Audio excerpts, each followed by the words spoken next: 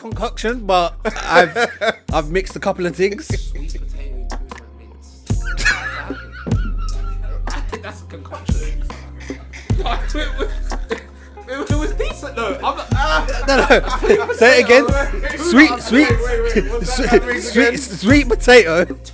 Tuna and bro. That's a load. Wait. That's 2 meals. Bro, literally. Like, I remember. You could have the tunas. You could have because the mince wasn't enough, so the tuna. Damn. Said or done.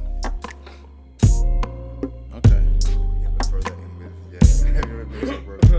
Yes. Alright. Yes. It's the 2 oldies again. Yes. the two vintage members. Yes.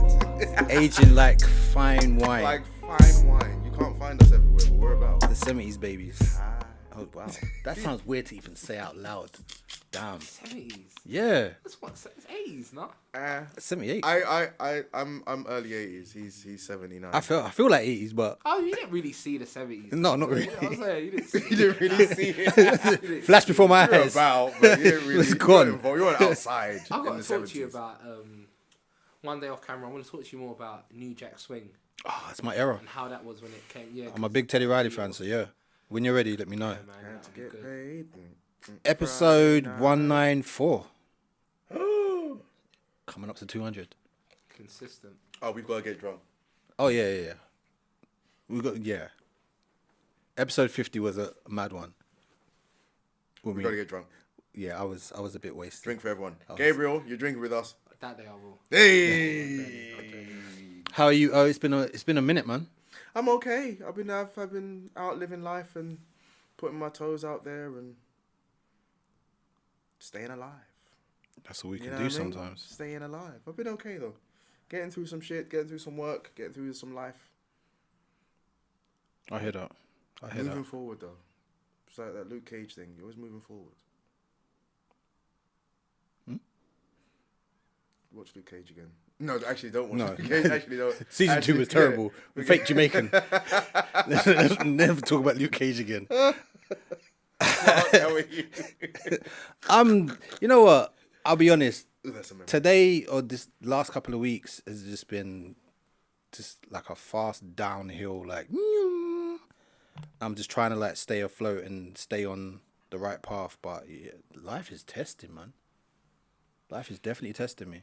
In these moments where life has been testing you, what have been the things that have been keeping you happy and positive during those moments? I wouldn't say happy and positive. It's just sometimes my small circle that I have to big up my boy Pat, who randomly was like, what you on tonight? I was like, I ain't doing nothing. You coming out? I'm like, okay.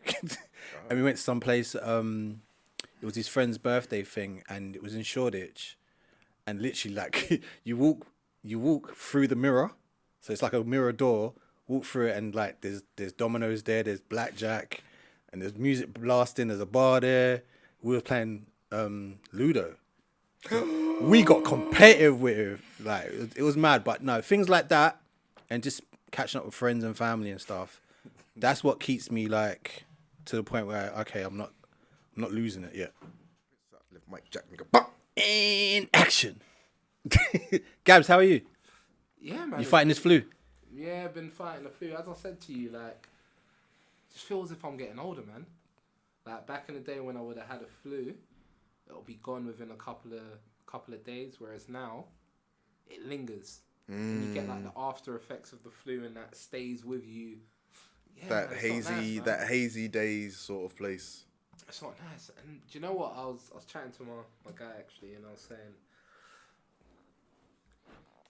I don't think as if I've got a break ever, like in my adult life. I don't feel as if I've ever had time to slow down. Joking. Do you get what I'm saying? Like I don't feel as if I've ever had time to slow down and enjoy. Do you know how important it is to slow down and have a break sometimes? It's crazy. It's so nice. Like sometimes I dedicate a day to do nothing. See, but my brain has been tricked. Well, I think the difficulty is like for us, we're in a weird spot where it's like we're middle age, so it's just like You say middle age. yeah, 30's middle age, no? I'll say 30. Yeah, I'll say we're middle age. Middle age. Listen, what's like 30's middle age? But For life Man expectancy, said, I said what I for the said. life expectancy, 30's middle age. my point is like it's hard when you reach a certain age and you don't feel like you're where you exactly want to be. You've achieved enough, exactly. Yeah. You think why am I wrestling for? And Just keep going. and that's the problem I have because. But then you're gonna have a burnout. See, but then it's like. You need to find a balance. Yeah, but then it's like that is what and this is what I would say I need to speak to more older people about.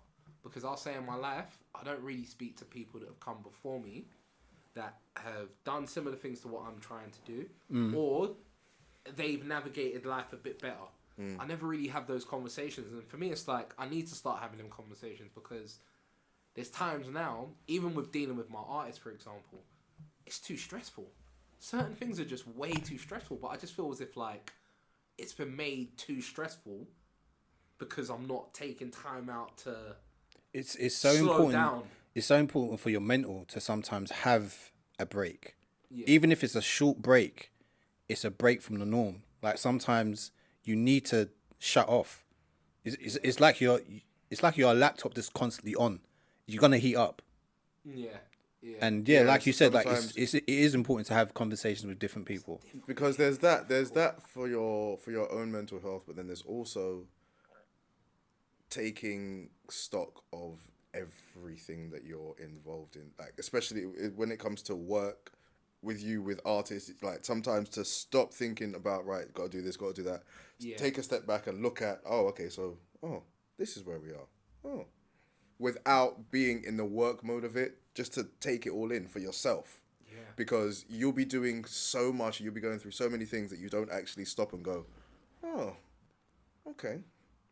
Alright, this When is do cool. you enjoy it? When do you enjoy it? And then it starts getting, and then you start not enjoying it, and you're like, well, why am I not enjoying this anymore? Because you're not taking stock and just enjoying the moment of where you are. And you know what it's become to me as well? For me, it's become a routine. So living life. But is that's a it. routine. That's a bit scary though. It is really scary. Like Because even you're when going to I get think tired of that routine eventually. It's proper scary. Like Because how are you gonna be the best you if you don't like look after yourself as well? after yourself. Yeah. And I think that's just where I'm at. It's finding the right balance and knowing where to say, you know what, you've done a lot of work. You can take. Is it a case sometimes where because you naturally just do everything, you're so used to that you couldn't really hand it over to someone else to do? Exactly, right? And then it's literally that. And for the most part, with everything I do, I tend to be the go-to person. So, and that's just in life in general. Like my friends would know me as really the go-to person. If you had to get something done related to certain things, I'll be the person to go to because I would have knowledge on it or I've done it before. And I'm an organizer as well, so I'm the guy that gets the team together. So it's like, it's hard when you're that guy because then there's no one for you to talk to. And this is why, for example, my guy Ayo over here is very important because he's not necessarily involved in everything I do, but he's involved in things, so I know, okay, cool, this is a guy I can talk to because he's outside of it and he understands it.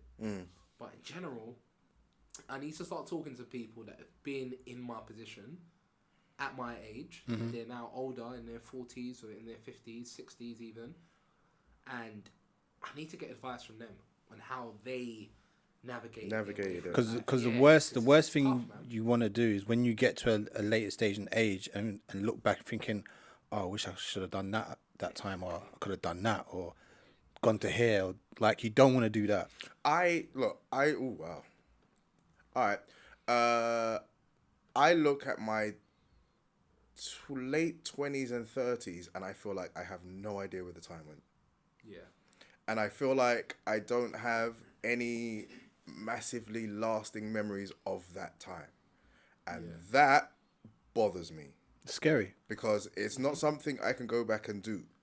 Those were prime hungry years for me to be in Magaluf, getting my Magaluf on. Didn't do it. Didn't do it. Same. So I've never really had. Likewise. I've never really personally had a boys holiday. Likewise. At this age now, It's not really something that I'm looking into because, you know, everyone's got back Everyone's problems, got- knee problems, dentist problems. So getting the boys together, in general, not easy. I think so the- getting the I boys think- together on holiday, again, not easy. But again, that's something I've got to now deal with for the rest of my life. Going, I never had that experience because I never stopped. I think the closest we done was the Choice of Film Choice- Weekender.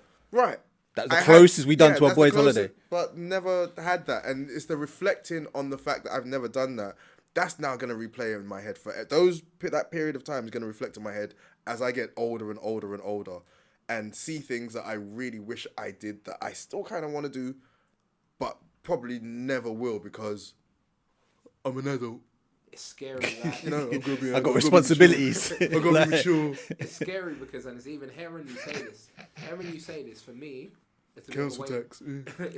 it's a bit of a wake up call actually hearing you say this because in uni, when people ask me about my experience in uni, I didn't take no pictures. Where did when I think about uni, I'm like, where the hell was I? I took no pictures. There's nothing to even show. to I was in actually uni. say you were there. And when I thought about what I was doing in uni, it was like I wasn't really enjoying the whole Uni life. uni experience. So even this, thank God, we're going all the guys we're going Dubai later on this year.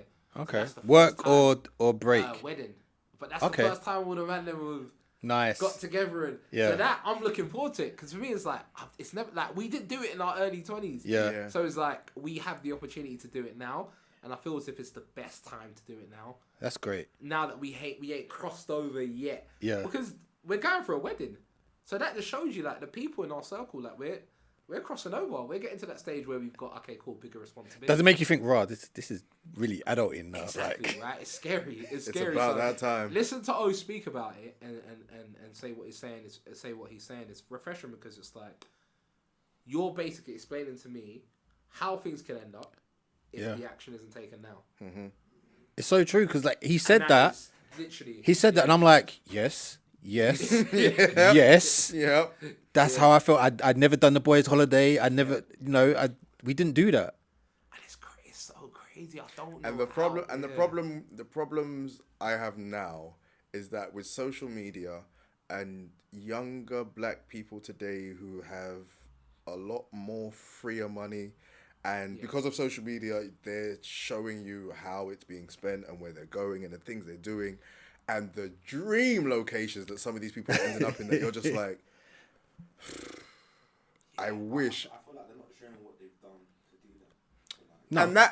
And that's fine, and that's the dirty thing about social media is that they will never show you that. Show that, yeah. But that's just for me, even for me, seeing those types of things and the dream places I've always wanted to go and think, it attaches itself to that in me, and then I start thinking about again those years where I just didn't have the time or didn't stop to go. You know what? I'm going to go to one place a year that I've dreamed of going. Didn't do that, and then I know we're 15 years have gone, and now I'm the age I am, and Can't do it. Do you think sometimes, especially at that age where we was at, we were not busy, but we were like learning to you felt shackled to adult. to succeed. Yeah. To succeed. Because it was painted in a way that you had to You had to have this. You had to have you that. had to have this, you had to have that, and if you didn't have that, you weren't making it. So you worked as hard as you could for it. To the point where at some point you just kept going and didn't stop and didn't realize, 5-10 years have gone But out of nowhere. But then the beauty of it also is that we didn't have social media then.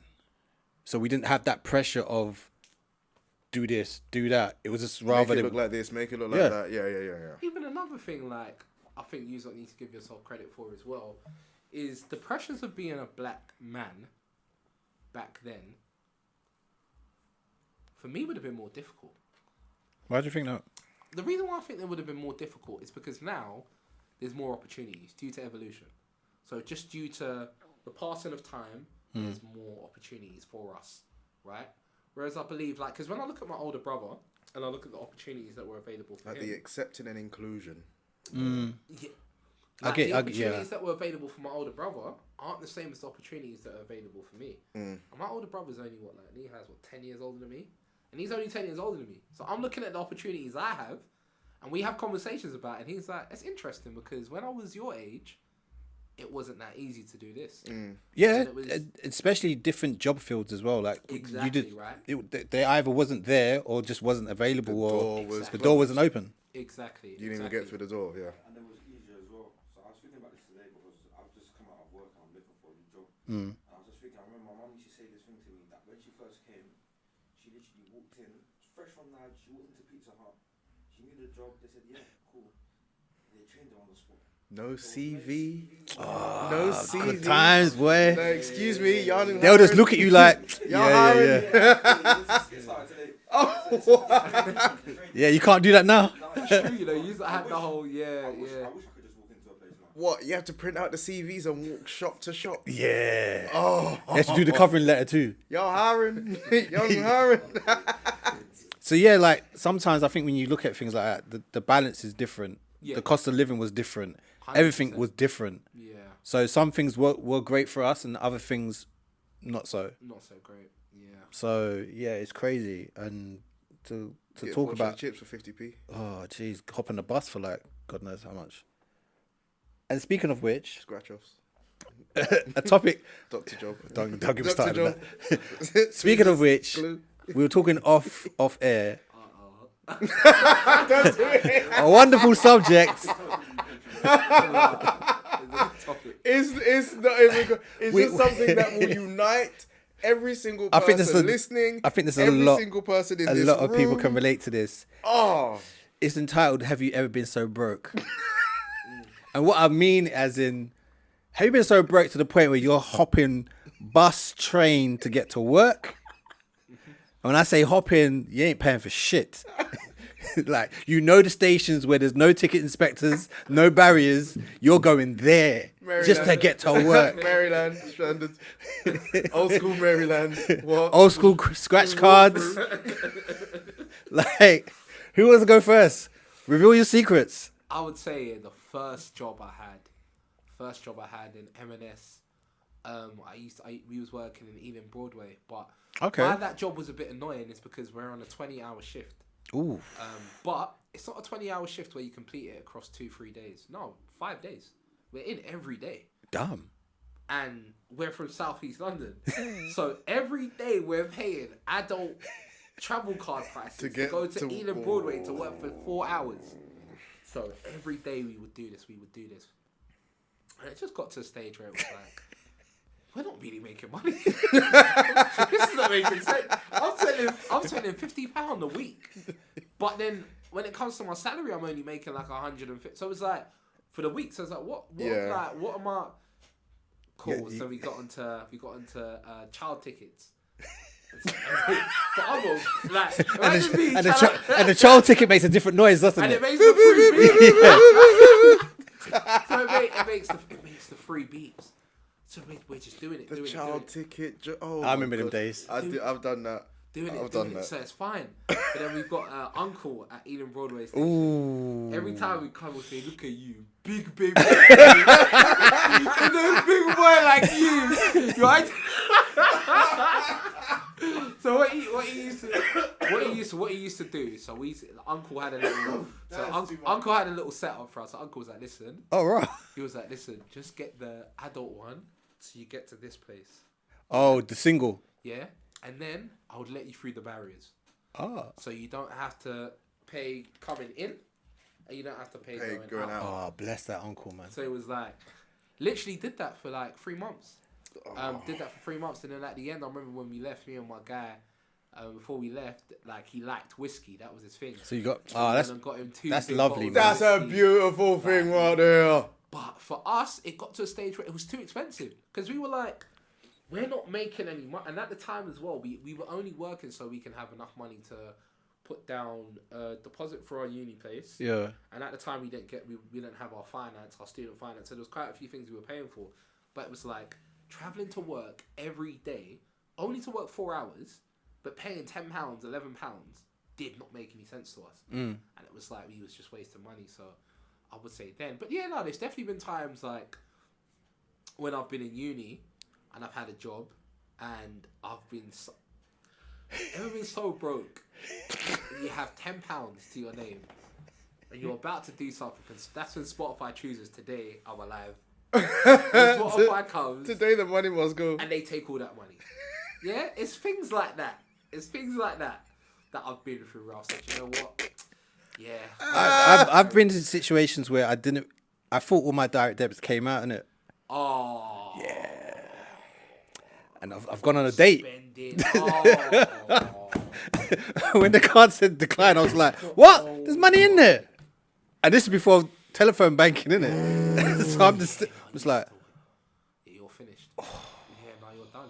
You're actually done. Oh my, listen, you're lucky there was no tweeting back then. You was done. You was done. over. All right. Oh my God. All right. Have you ever been so broke that you've looked in the cupboard and just gone, well, Dust. what's the remix today? Yeah. And mixed rice with baked beans and pita bread. Yep. I've been there. Not that concoction, but I've mixed a couple of things. Sweet potato, tuna, and mince. That had to happen. That's a concoction. No, it was decent though. I'm not, No. Say it again. Sweet potato. tuna and mince. Tuna and Bro, that's a load. Wait. That's 2 meals. Like, bro, literally. Like, I remember. You could have had the tunas. You could have because the mince wasn't enough, so the tuna was. So I made one kind of stew with the tuna and the mince. Crazy. Oh And then my I remember God. I sliced the sweet potato and then I put it on the side. Yeah, like, it was mad. You know when people like, because in uni, I didn't really, when I actually think about it, in uni I didn't really have many struggle meals. Yeah. And when people talk about like having pot noodles or like That was my struggle meal. Nigerians would be Gary. Yeah. Like, stuff like that. Like I didn't really have that, but I think that would have been the only time. Yeah, no, I had it was a struggle meal. It was literally, it was sweet potato just because it was there, mince meat, the little bit that was left over, and tuna. And you know what? I might even make it when I go home. It was that. Oh, time's sake. It wasn't even that bad. There could be no slap to that. There can't be. Just the sound of that alone is just. No, ooh. it wasn't. It wasn't. Because that bad. wait, did you have the tune? Did you have the jacket? Did you have the sweet potato like a jacket potato? Yeah. So what I did is And then no. put- I sliced it. So I boiled it. I'm really curious. I need So the what maths. I did. I need the maths. I do. What I do. I did is crazy, right? So I sliced it. I peeled the skin. I sliced it, and then I boiled it, right? So it got a bit soft. And then I seasoned it up a bit with like all-purpose seasoning, oil. Do you We know ain't what I'm got saying? food, but we Oil? got seasoning. The tuna's got the oil. No, this is brine. Oh, no. This is brine tuna. This isn't that. Yeah, I was. This is not. Yeah, the water one. The salt water one. So imagine, I've done that, but then this potato thing's fine because I've fried it and I've seasoned it so it's crispy and it's seasoned. Like, it tastes real good. Like, it's real good. And then the mince is on the side with the tuna. It worked, man. It worked. It got me through it. I went to work the That's next a day. different type of meal. I went to work the next day. Got my pay from EE. And I was. I think the worst one I've had is rice and tomato ketchup. See, I've never done that. I've done rice and That was a sriracha. struggle. Like I looked in the that's cupboard, hard, yeah. there was no salmon there, there was no tuna, and I was just like, I need something. I've done brown rice, chicken, and sriracha, but that wasn't even that was just like a. Flex. It was just Right? something to do. Right? That sounds quite tasty. No, it's not bad. Like it's not even like that wasn't even the worst. Like but rice and ketchup, I hear about that. But what's the one Alicia Keys said she had in Ghetto Story? White rice and honey. Honey? Yeah, white. Remember when she said white rice and honey? All right. I couldn't even think of that. I've done. Oh, this is the worst. I've done bread. What is going on? I know it's gonna be crazy. There's no butter, just bread, Oh, Lord. and then I sprinkled vinegar Oh no! on the bread, What kind of bread? and then just folded the bread. No. That's why. If I wanted to be spicy, I'd throw some onion vinegar in between just to make the vinegar and What the kind onion of bread vinegar was it? mix. Was it like fresh bread or like sliced bread? Hovis. So take the Hovis Vinegar. and fold it. Oh my god! That's his snack. That's a hard memory, that one was. Ooh. Damn. Yeah. Yeah, leave in the comments. Have you ever been so broke? Have you ever been so broke? Yeah, Because we've all been so broke. Everyone's been so broke. yeah. Even if you don't even admit it, everyone's been to that stage where literally you looked in the cupboard. We've all seen it. Like I've worked in retail. I know you guys have Yeah. as well. I've worked in retail where at the beginning of payday, you see everyone. Like I used to work in lots of circus, so you see people with their Wagamamas. Yeah. You see people with their all these different kind of intricate burger spots. Like these new, there was one at the time around the corner from us called Burgeri or Burgeri. Yeah. That everyone used to buy food from. And then as the weeks go by, you notice, oh, okay. Homemade you're bringing in your own lunch. Yep, then. homemade sandwiches. And then now I'm seeing sandwiches. I'm seeing guys are making sandwich, ham, and butter. I said, yeah, man. It's great. Like it's great. It's but you gotta get it how you live, man. You gotta get it how you live. You gotta get it how you live. No, the fact that I was hopping on. Do you remember when the 25 bus was the long bus? I used to hop on the back of them. Hop on the back of the 25 And then they put cameras bus. in there, so now they Sometimes the ticket inspectors would jump on there, innit? Oh, So I was sitting right next to the oyster door. thing. So as soon as they come, I'm like, dude, yeah. mad. You could jump on the bus from Stratford and get to Oxford Street for free. Yeah, Take you about 35 minutes. a bit longer than that, but yeah. When the DLR came On about, a good day. when The came DLR was about, perfect. That was No barriers, nothing, just nothing. trainless drive, trainless what? I respect them for putting that much trust in us. Like, I mean, I don't know why they've done that. But that's crazy to me. I mean, if you create something that we could just jump on, No, no barriers, no nothing. Like, I remember when that. Yeah, no. Have you ever done a pass back what's the pass, man? with a bus pass? What do you mean? I was in. When you used to get on the bus and you show it to the driver, and then you pass it to the boy behind you, Oh. and then he takes it, and then shows No, the same I've thing. You never done a pass back? No, never I done a don't think pass I back. have, no. I've done a successful pass I've back. done a pass back before.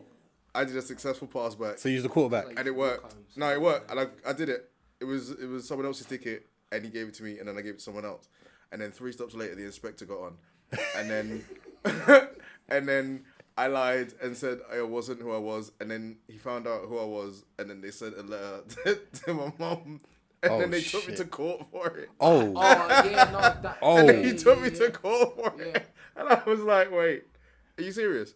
And then they had a transcript of what I'd actually said on the bus. oh. And I remember the bus driver, apparently I said to the First time inspector, I've been caught as I well. said to the inspector, what? I don't know, 16. And I was like 19 or something like that. That was the first time I've ever been caught as well. Like it was first and only time I've been caught was because of a Oyster card. I was with Mimi, college times. Was annoying. Oh my god! But the inspector was downstairs, so I said to her, "Mimi, look downstairs. Is there an inspector?" She said, "Oh no, there's no inspector. There's no inspector." But the inspector was right there. He comes upstairs, obviously sees me. Why have you got this Oyster card if my little brother's one? And at the time, this Mimi girl's gone, yeah, just give him a fake address. But she's whispered it loud. Use your inside And voice. she's gone, and he's gone, oh, do you think that's going to work? Are you planning on telling him to do that? Okay. But anyway, they did that to me. I got hit with a court case because I didn't reply to any of the stuff. And this is when I was in first year at uni. So anyway, I came back it was Victoria I had to go to. The court case in Victoria. Went there, 10 seconds long. Walked in there, and they said, explain the case. The guy from TFL explained his case, blah, blah, blah, blah. And I said, all it was I accidentally took my little brother's Oyster card. We both have Oyster cards because we're both of that age. And they just said, okay, yeah, it's fine, you can go home. And they compensated me for coming there. And Oh, raw. yeah, that was that, yeah. Are you that? All right. Didn't even get in trouble, nothing. 10 Sweet. seconds. I wasted my time, 10 seconds. Bust the best You case. bust case. Bust the 10 best seconds. case. So 10 we wasted seconds. your time. Oh my god. Here's a bit of money to. And then I got to come back, and then it's like, cool, I could go check the man them now. So I was in London, and I was, good day. It was So what are you doing down here? Man, bus case in it. I was walking around like Tupac. I thought, no. Wait, did you man ever cut up your bus pass? Yeah, And removed the yeah, certain numbers? yeah. I was using old travel cards with different dates. We I had used to just flash the bus driver. We had the old ones. We had the old ones that you would buy, and it was literally like a piece of card about that big. Yeah. And then you had to scratch the days off. Yeah. So it was right. So the day you were using it, right, Wednesday, 21st April, boom, boom, boom, boom, boom. Yeah. And then you would just get on the bus, and then as you're getting on the bus, show it to the guy, boom. So then what we started to do was we started to cut the letters off of the old ones, and then stick it on with tweezers and super glue, and just be like, hey, all right, thank you. And then sometimes, hey, Yeah. come back. What? And he's like, hey, I can see. Yeah, it happened to me once. I can see. For me, if I was an inspector, I'll let people get away with it. Because for me, it's like, Did they get extra money though? that's the thing, they don't. I don't think they would. I think they've got a quota. I was gonna say, like, Yeah, traffic I wardens, think- they've got I a think they would quota have of that. people. Yeah. It'll be all the nasty people I'll be getting in trouble. But you see all the cool, the little young But boys, then like- it depends like on how. us. Say if they're rude to you. Oh no, he's going Yeah, down. okay, yeah. Yeah. Look You at see how him. quick you He's like, switch yeah. 100%. Oh. 100%. He must be prosecuted for the full extent of the law. 100%. Something I wanted to ask everyone in the room. What are you trying to attract in life? That's tough, you know. These white bitch. No, I'm joking.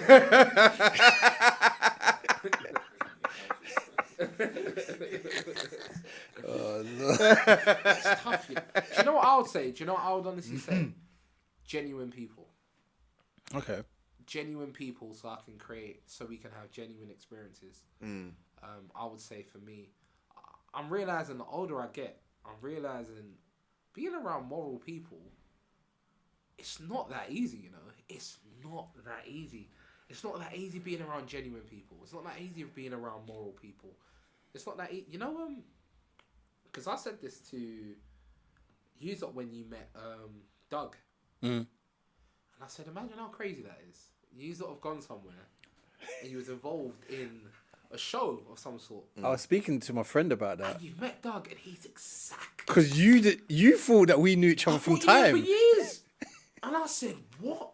We knew him for about 2 weeks. You never No, not even 2 weeks. Remember, we met him on the Sunday. He came to the pod on the Wednesday. On the Wednesday, yeah. And it's That was crazy. it. Wasn't even 2 weeks. Doug, oh, no. And it's like, for me, it's like, something like that. When I met him as well, I was like, man, you don't meet people like this. Good energy attracts good energy, man. You don't. And it's like, bro, just imagine like, and he's on your podcast and he's talking to you lot and he's Big with up you Dogs guys, anyway. Like he's been here for years. Like he's been here for Yeah. time. And I'm like, yeah. But the crazy thing, like if you look at like, we were bound to meet somehow, some way, because my cousin's son, he's the godfather. oh, right. Oh, So, shame. And it's such a small world. We know quite a lot of people, but it's crazy that we met You don't in know that that you know the same situation people. and we all got along like All got we along. knew each other from time. Just like that. Yeah. But like when you meet people like that, it's such a great feeling because you're like, raw.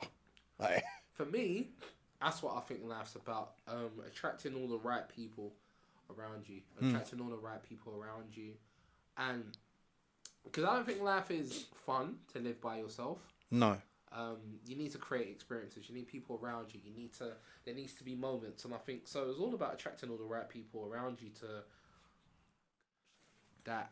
For me, that's what I want to attract in life. That's a good thing. Not even the money and because what's the point of having all of that when you're by yourself and there's Then you'd be paranoid that people just want to know you for your money. exactly.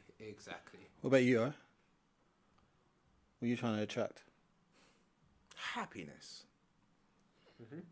Happiness, whether it's for me, whether it's for people around me, whether it's people I know, just for people to be happy. If there's one thing that I love seeing, it's people being happy.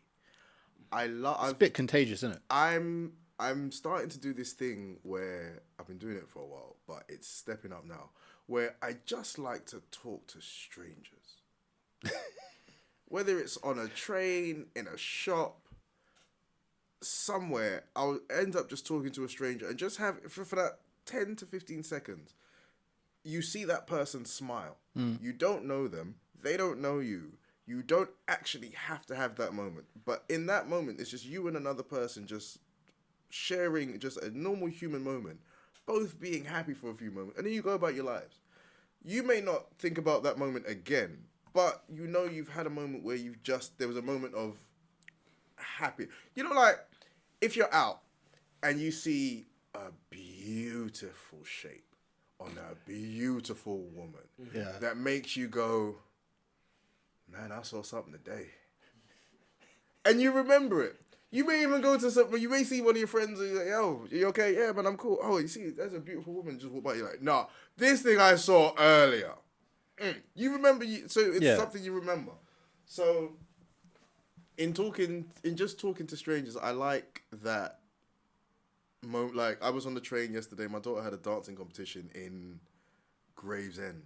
Oh, Lord. And we were on the train coming back. We started to get back about 8, 9 o'clock. And I had a newspaper and I just had it open and we were sitting across from this guy who was doing Sudoku, minding his business. And she was like, oh, who's Rishi Sunak? And I was like, oh, okay, he's the Prime Minister. Oh, who's Sadiq Khan? He's the mayor. Why do we have a mayor and a Prime Minister? And then he started to giggle when he did his Sudoku. He wasn't in the conversation, he just giggled. And I saw him, I was like, yeah, I know, right? I love that. So then we saw this picture of Cher and Meryl Streep together. Yeah. And then she was like, who's Meryl Streep? And I was like, who's Meryl Streep? And then he looked up like, yeah, I know. And this guy across from me went, yeah, I know. I was like, oh, and then she went, oh no, she's Cher. She was in Mamma Mia. And I was like, no, she wasn't. And then the guy looked up across from me and went, yeah, she was. And then the guy went, yeah, he was. I was like, where? So now I'm talking to these two guys and my daughter. We're all just talking together. And she was like, yeah, she did a cameo at the end. I was like, there's a cameo at the end? And he's like, yeah. And he's like, yeah, I'll show it to you. So then the guy brought his phone out. Oh, and now wow. he's showing me the cameo. I got off the train in like the next 2 stops.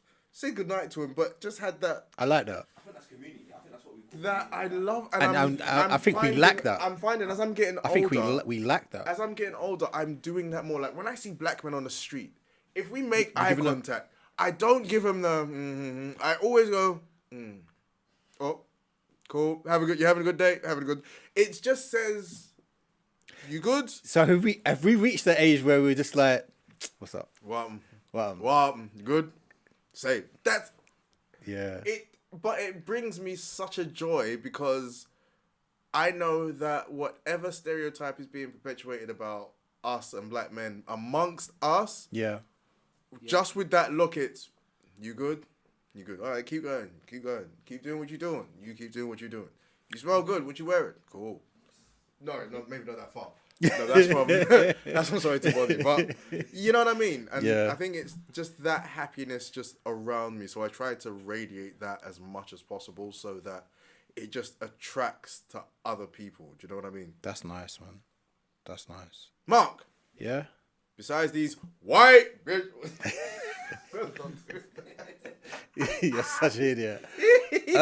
For me, I'll say beautiful memories, and whatever that looks like, whether that's me doing photography, whether that's me traveling, the people in my life, like creating beautiful memories of things I can look back and just laugh and have joy about. Remember that time when? Yeah. That was like when you pulled out the pictures from the Choice Weekender, and I was looking at myself like, oh my God. Yeah, I had hair. I remember that T-shirt, and it was just a nice memory. Oh, I remember that room. Oh, do you remember the water fight? And it. Yep, that water fight. Yeah. Yeah. Can't. And it's weird because sometimes I wish I could had that documented more. But it's here. So sometimes like you can't take pictures and I'm not the type of person to take pictures and videos of everything. But sometimes I wish I did. But then afterwards you regret that you didn't. Yeah, but then I don't want to be spending my time like, yeah, what's up, people? Yeah, you don't want to. Like that's this fucked up, pissed off, ignorant, annoying generation. Is that you just see pricks walking down the street going, And in my head, and this is maybe the little bit of ghetto that always lives in me. It's like, you think life is so sweet that you won't get that snatch right now. I won't do it, obviously. But I've seen how this happens everywhere. Why do you think that this is so cool that you can just walk down the street going, yeah, hi everyone. So I'm just out here in the street. Yeah, let me take that. She's got a Nokia. Take that. What? Actually, speaking about music, I have to big up Getz. I saw him last week. In the How street? was that? No, concert. Smashed it. Absolutely smashed In the it. street. Smashed it. I love the new album as well. What kind of like venues does he do? Is it like This was out and net or something in Tottenham Court Road. okay? So a nice venue. Nice venue, good turnout. Yeah, but he's done like Jazz Cafe, Roundhouse. He's done like decent venues and he's always packed them out. It's good to see that he's getting The props now. the props. Yeah. Yeah. 100%. But it's growth as well, isn't it? Like it kind of shows you that you don't have to bend to their rules. You can stay the same and just build yourself up. Because I think him, Wretch 32, Kano have all done. They've kept to themselves type of thing. It's crazy. I always say that generation of musicians in the UK, they just came at the wrong time because they. I don't think they came at the wrong time. When I say came at the wrong time, Because then you think about the artists that came after them, they've learnt from them. no, 100%. And I think when especially like when they've done their radio sets, they know how to stage command easily. In terms of like picking up the fundamentals and developing artist development and craft, they've come at the right time. It's just unfortunate for them that they were making music at a time where there wasn't many opportunities to make money from it. So that's why it's now good. I see his point. I know what you mean. A Kano in this, P's and Q's Kano now with the opportunities available. But saying that, it's easy to say that, but would P's and Q's work now? No. But if he did so for P's and Q's is like a Central C song right now, like probably one of his biggest. I get what you mean. Yeah. It's like the equivalent. It's like when P's and Q's came out, it was who is this guy? Yeah. Who is like that? It was crazy. Like, and then when I think of like Gigs talking the hardest, when Gigs came out, it's, who is this guy? Whereas nowadays, you can come out with that one song. You mentioned the national anthem, was that? That is a natural anthem. But it's like nowadays, you can come out with that one song, and that one song is enough to get you a deal. Yeah, it's where crazy. You might make millions off the jump. You might make hundreds of thousands off the jump. Whereas back then, these guys were doing it for the love. They were doing it for the love. But I think that's what's kind of missing nowadays. And that's what's missing. So it's a bit. So in the sense that okay, cool, they came at the right time because they paved the way, and in terms of artist development, they've been through every kind of, I don't know, I'll say dojo that you could go through. Yeah. Right? They've been through every dojo. They've mastered their art. So when you hear someone like Getz, you're not listening to someone who learned how to rap yesterday. Yeah. You're listening to someone who's literally been in the trenches. No, you don't even write his raps no more. Mastered his craft. You're listening to a master now. He's reached the level where he knows what he's doing. Right. This isn't a 1 week he might be off. No. Getz is gonna deliver. Right? Yeah. Whereas nowadays, bro, you can be an artist that you just take from the street, bring it to the studio one time, you make a hit song, you put it on TikTok, it goes viral. Here we go. And the thing is, but the problem is that today there is no artist development. So there's no dojos. There's no dojos for these people to take their raw skills in, sharpen their skills, make sure that they are best they can be, understand about cadence, tone, inflection, story, second level story, etc. They don't learn about any of that. Even clashing. When you think about that, the art of clashing, it puts you in such a place where you have to be prepared. Yeah. You know what I mean? They don't have that. Well, they've got, you know what? What was the Krypton Conan competition that they had on BBC? Rap game. Yeah, that kind of thing is, I can see what they're trying to do and how they're trying to do it, because in putting people against each other, it brings out the best. And sometimes it brings out the dog in them. You've got to sharpen your skill. You've got to make sure you know how to do what it is. You can't just get through, I did this single and it popped and TikTok loved it. But then do you feel like... Which is what carries people these days. Yeah, but that's people's certificates of expertise. Do you think some artists are now doing it just for the money rather than the artistry? 100%. Because it's not because. And you can kind of tell Put it sometimes. this way, Ice Spice, right? I saw something. A&R said something, and he said, I think he was on Chucky's podcast, and he said, people blame the A&Rs for artist development, but they said they blame the fans because the fans nowadays consume things Like so microwaves, yeah. where so someone can just make a hit song, before you know it, they're headlining Summer Jam in America, Yeah. they're headlining Rolling Out, they're headlining Wireless, and to the extent where So do you think the music labels or whatever are following the crowd? What They're the crowd are following the crowd, liking? yeah, What the because- crowd are like? I don't know, following or whatever. exactly, because there has never ever been a generation where an artist can communicate with his fans directly, just like that on YouTube or Instagram or TikTok. And back then, you would have to get your songs on TV, or someone would have to get it on radio, or whatever it was, right? Now, the example that I looked at was Ice Spice. Ice Spice has been making music for a couple of months. Before she knew it, she was performing Summer Jam. Yeah, we can tell. She was out of breath. She was out on this big stage, running up and down, she was out of breath. She could, and that's where there is that lack of artist development, because she didn't start with the small stages and then build it up and then build it up. No, straight away within a couple of months, here you go. So you also know that in her spare time, she's not training, she's not rehearsing. Exactly. Yes. She So is doesn't that have- down to the artist as well, though? It's not her fault because I think it's she's down to been the develop- time. It's down to the It's time. the time. because It's not her fault because she was just making music. She didn't ask for it. She was just making music. Yeah. And she's put it out there and it's done what it needs to do. The world has blown it up. So it's like, okay, cool. Now, the unfortunate thing for her is now that she's blown up, now she's going to be getting invited to perform at all these big stages. But then it's like, Ice Spice is a girl who's twerking on stage and then she's rapping and she's making drill music. Drill music is hard, first off, to be on stage performing to because The pace the pace of it. Yeah. And then you're twerking on stage now as well. And then you're nervous. Bro, she could barely breathe. Like when you watch her old shows, she could not breathe. I think it that also speaks about the people that these days are around artists. 100%. Because I never forget this, and because it's such a funny thing to think about, but when Destiny's Child was first starting out, the dads used to make them run on a treadmill Beyonce's in heels And sing. to Sound like some Joe Jackson shit, boy. to make sure that as you're performing and dancing and thinking, you still sound like how you're meant to sound. That's a different and type you of cardio. Can also do like if you're to do a 90-minute performance, you're also making sure that you're not. I respect it's like that, though. football training. You're I making respect sure it. that you can do a full 90 minutes at full pace that you're meant to Them do. girls got tested to the limit, and So- you can see it in their stage presence. But you can see, Professionals.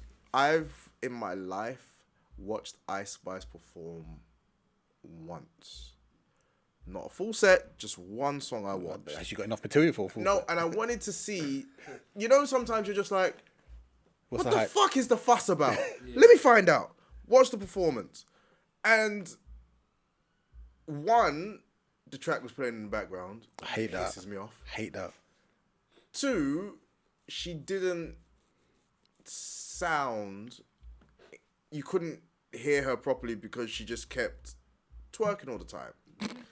Now, compare that to someone like, I'll put in direct terms, Meg Thee Stallion, who loves to twerk. No, I would put that to Cardi B. But have you seen also Cardi raps B as well. perform? She puts 110% in it. Different And I performance. respect that. I've seen Meg perform. I've heard what Meg is saying. I can hear her rapping. In between, there's some booty shaking. Yeah.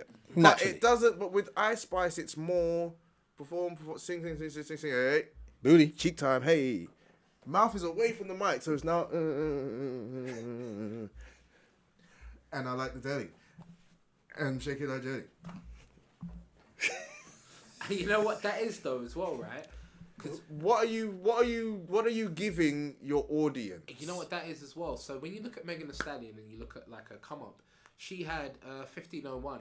Again, that's what I'm saying. So there was that development. The dojo. Bottom. She went She'd through been some through sort it. of dojo. Yeah, she'd been through it, and it's like, this is the thing. I feel sorry for artists like Ice Spice because it's like, What can they do? What can they do? Their labels Learn- wanna cash in learn. on them. That's- But the thing is, But I know what you're saying. their labels want to cash in on them so quick, and That they forget about the. they forget about the art. So development. are we saying that Ice Spice is going to be something that is a flash in the pan? Do you know what? I'm gonna say this. I'm gonna say this about Ice Spice. I thought she was, but Because she's not released that album yet. It's only EPs and she's stuff, released innit? like an EP and then a deluxe version of that, but not an album. A deluxe version of the EP. Yeah, deluxe version of the EP. See, this is all new. No, see what I'm saying? This is all new stuff. You see what I'm saying? Like, Wait, because industry- the EP is normally like 4-3 songs. yeah, 5, 7 tracks. If you're lucky. Yeah, 4, 5. So yeah. she released a A deluxe. deluxe version. But all deluxe. of these things are cowardly things that are done by labels because they're too scared to put out numbers. Of course. The album, because they know if the album comes out and the numbers are bad, it's gonna look. There so you they go. do dumb shit like this. But in saying that, A Nicki deluxe of an Minaj EP. took her under her wing, and she's gaining a cult-ish fan base. Hmm. Do I think she's gonna be here for a long period of time making music? No, but will she be relevant for a long period of time in pop culture? Probably. Yes, I think she will. Just maybe not making music. You see how like Rihanna's gone into something else. Yeah. You can see Right. Ice Spice doing I can something. see Ice Spice going into something else. I don't see Ice Spice rapping for 5-10 years. No. No, I see Ice Spice having a good run. Maybe acting. Yeah, going into acting, going into some form of something else anyway. Just something else. To be in Fast and Furious 15, don't worry. But in saying that, I don't think many rappers nowadays are built for longevity. No. I don't think many rappers, and I don't think many female rappers nowadays are built for longevity. No. I think the model is come Get in, get what you can get, and what get you out. need And get out. and try and branch off from there. And try and branch off Speaking of which, I want to talk about the Neptunes. Mm-hmm. I don't know if you heard they're in dispute over the name rights. So Who owns the Pharrell label? and is it Chad? Chad Hugo. Chad's the Asian guy, right? Yeah. Yeah. Okay. For me, Chad's the one who normally gets busy on the Yes. production. Chad's- So Chad's- they're fighting over the name rights. Who? Chad and And Pharrell, yeah. That's gonna get nasty, man. That is going to get nasty. It's gonna get nasty. How do you feel about that? So, this whole thing has been started by Chad's lawyer. So the story goes that Pharrell trademarked the name, the Neptunes, years ago. Apparently, he's been trying to get in contact with Chad's people apparently over the years. He said that he's tried to get them to both have the trademark together. Okay. Chad's lawyer has said no, that's not the case, and it's just Pharrell's. He's always wanted it to just be his. Blah blah blah blah blah.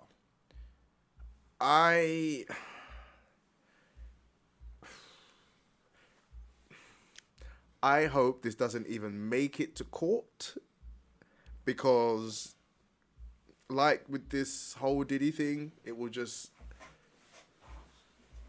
put salt on what has been. As a production career, as a musical career, that would hurt. That would hurt a lot. That would hurt like when I heard MJ died or when I heard Prince died. That same kind of, not the Neptunes. They've done so much Yeah. for so long, still doing. I will still play NERD for no reason on a Wednesday. I really hope that this is just what's the word? I really hope this is just something procedural, and it's just something that is just all on paper and never actually goes any further, and especially over something so trivial as The name. oh, I trademarked the name. Oh, you didn't put my name on the trademark. That's Yeah, really because then, all right, this may sound dumb. What are they going to do with the name? Because Pharrell's doing his own thing. Chad's doing his own thing. Is it? they've already is it- established themselves. Is it to do with like the back catalogue stuff? But I don't know, because Like again, royalties it's not stuff. saying it's about royalties. It's just saying it's about the The na- trademark the of name. the name. I don't know. So it's again, I don't want it to go to somewhere where then You start getting nasty. So yeah, someone starts saying this and someone starts saying that, and now there are odds, and you never get to see them perform together again, or you ever get to look at credits and say the Neptunes produced this. Because whenever you just see that, I don't know about you, but I personally, whenever I say produced by the Neptunes and then I think of the song, I'll think, all right, so then Chad was over here doing this. And then Pharrell was over here doing that. And he was like, yeah, you done this and, you know, add a little bit of that. And then he'll be like, yeah. And I like that memory I like that thought. So, yeah. Listen, a lot of people who we've come up with, they've not finished well. And these are two who I would just love to finish well. I don't think it's going to end for that what way. they've done for music, for that run they had. Britney, Mystical, Luda. I can't believe they had me bumping a Britney tune. Jay. Oh my God. In a club, Mark. I'm a slave. Yeah. We were in clubs. Yeah. I've got memories. And as Britney said, I'm a Mark. Yep. We've done this. Yeah. The drop. Slave for you. Yeah. Mark. That song. It's a tune. Gabriel, you're even smiling. The boys behind the camera are smiling now at such a tune. It's crazy. It's crazy. Don't you? Oh, come on. Yeah. Let me put that on my playlist, actually. That's a tune. Sorry. Y'all talk amongst yourselves. How do you feel about it, Gabs? What? I just feel it's one of those things where because they've done so much dirt together, Yeah. just you not find a way to just charge it and go half on whatever it is. I think there's some hidden. There's some stuff that we don't know about it. Just find a way to just go half on whatever it is. And just don't let it ruin your legacy on what you've done, because the Neptunes, they like at a time to get They a were hit, all over you had everything. to go through them. Yeah. To get a hit, you had to go. Their through price them. went up. Like you had But to go through them. you have to give major props to Nori. Nori's the one that kind of took a gamble on them. And And then from there, everyone's like, "Yeah, what's this sound? Like, I want that sound." Then when you hear Jay on it as well, you're like, "Whoa!" I found this out that really blew my mind. What? Michael Jackson didn't want the Justified album that Pharrell made for him. Yeah, He wanted Super Thug. I'm not surprised. Michael had that thug in him. Michael boy. Jackson wanted Super Thug. Could you imagine what Michael Jackson would have done on Super Thug? No, you can't. What? No, you don't. Like, Shimon.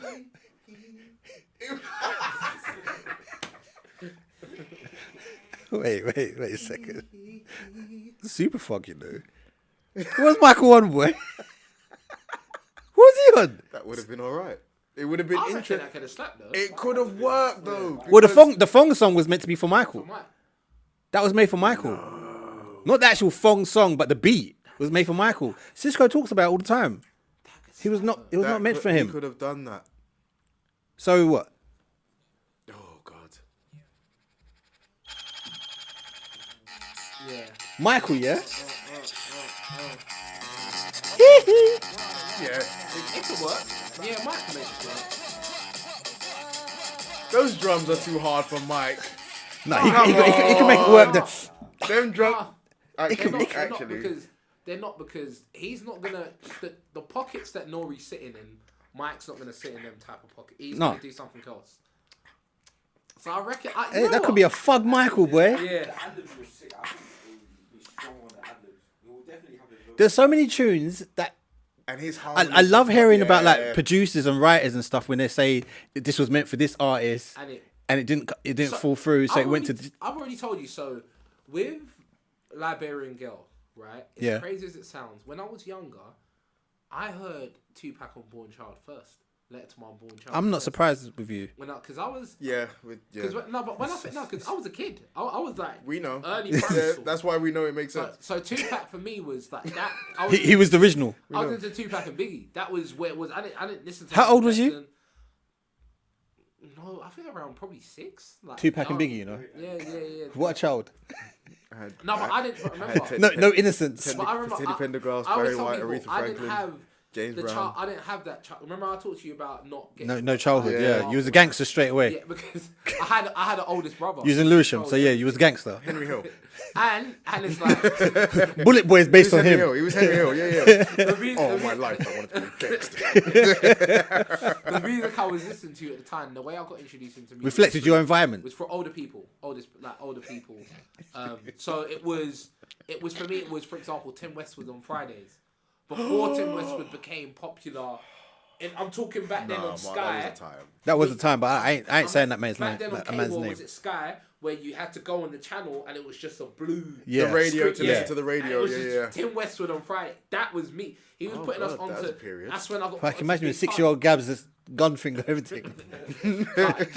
What's so funny is the guy, the guy as well, he used to come to my house and do it, thingy, Darker and Mellow. He used to come to my house every Friday and play us, and then give us, like, burn us CDs and Eminem, D12, all, like, yeah, I didn't really take in Michael Jackson until when I got older in primary school. And then, when I heard Liberian Girl, I'm like, that's the same. But then it's different pockets, right? Yeah. Tupac handled it differently. So it's like, because I heard the Tupac version first, I wouldn't have thought Michael Jackson could have done what he did to it. Oh. You get it? So in my head, it's like, so that's the same with the Nori thing, because it's like you won't know because you've only heard Nori on it. But if Michael Jackson was on it now, yeah. So you got to enjoy it in the reverse. I enjoyed it in the reverse. Yeah. And then I was like, okay, Michael Jackson killed it. That's like saying, because the beat for Giggs' Anthem, that's not his. I used to bump the original, so when Giggs came out with it, I was just like, huh? I heard the original afterwards. It was a Dr. Dre. Yeah, Stat Quo. I heard it Great afterwards. artist. Yeah, I heard it afterwards. So same. So I was baffled. I was just like, wait a minute. And like the beat was like 2-3 years old. Yeah, literally same thing. So I heard it. And I was just like, huh? And I used to bump that one all the time. Yeah, I heard it. Because the beat was banging, but as Dr. Dre just wastes artists. Like he would have great artists and just not use them. And not use them. Like this is this it? Yeah. And you're thinking Giggs, but nah, it's Stat Quo, man. But this beat is always gonna be a banger. Crazy. Dun, dun. It's Dr. Dre production, you can tell. Just by the You can hear it. dun, dun. What?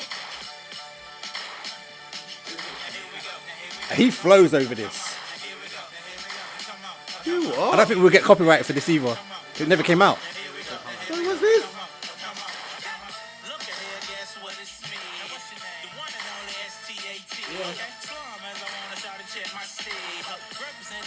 Different pockets.